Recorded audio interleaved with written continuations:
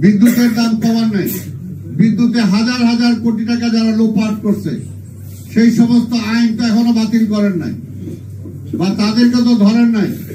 যে শুধু ব্যাংক যারা লুটপাট করে নিয়ে গেল হাজার হাজার কোটি টাকা, তারা তো এখনো বহাল তবিয়তে আছে, তাদেরকে তো আপনি আইনের আওতায় আনেন নাই। তাহলে ধৈর্যটা কোথায় ধরবো আমরা?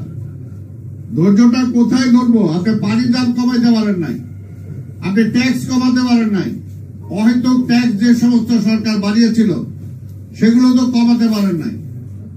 ধৈর্যটা আপনি কোথায় ধরতে বলেন?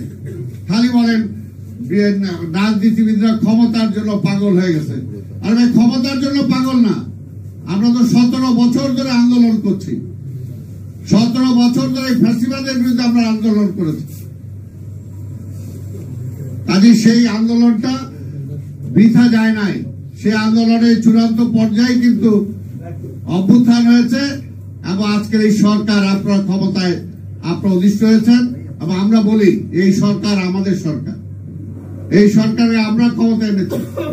আমাদের নেতা দেশনায়ক তারেক রহমান বলেছেন এই সরকারকে ব্যর্থ হতে দেওয়া যাবে না, ব্যর্থ হলে কি পরিণতি হবে সেটাও তিনি বলেছেন। সেই কারণে আমরা যে সমালোচনা করি এটা তো আপনার ভালোর জন্য করি, যে আপনি এই কাজগুলো করেন, উপদেষ্টা বানাবেন। আমরা তো বলেছি উপদেষ্টা বানান, কিন্তু জনগণের চিন্তার বহিঃপ্রকাশ তো করতে হবে, জনগণের পছন্দের মানুষ তো হইতে হবে, যে যাদেরকে নিলেন তারা এই সমাজে কতটুকু কাজ করতে পারবে, কতটুকু পরিবর্তন আনতে পারবে, তাদের উপর জনগণের কতটুকু আস্থা আছে।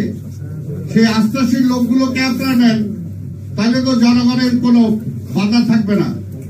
এর জন্যই বলেছি যে এখন থেকে যে কোনো কাজ এই সরকার করতে হলে, গুরুত্বপূর্ণ যে কোনো সিদ্ধান্ত নিতে হলে, আমি বলবো আন্দোলনকারী সকল রাজনৈতিক দলের সাথে আলোচনা করে যে কোনো সিদ্ধান্ত নেওয়া উচিত। তা না হলে তারা ভুল করবে না। শুধু আমরা বলেছি যে এই সরকার সেই ফ্যাসিবাদের প্রেতাত্মা যারা আছে তাদের কাঁধে ভর করে তারা যদি টিকে থাকতে চায়, তাহলে এইরকম ভুল হবেই। এই ভুল আমাদের কাছে কাম্য না। কাজেই বলবো এই সরকারের এখনো সময় আছে। আমরা বলবো সময় আমরা দিতে চাই, জনগণ দিতে চায়, কিন্তু সেই সময়টা তো কাজে লাগতে হবে। 100 দিন পার হয়ে গেছে, কিন্তু সময়টা কতটুকু কি দিতে পেরেছেন জনগণ তো সেটা হিসাব কিতাব করবেই। তা না হলে কি হবে?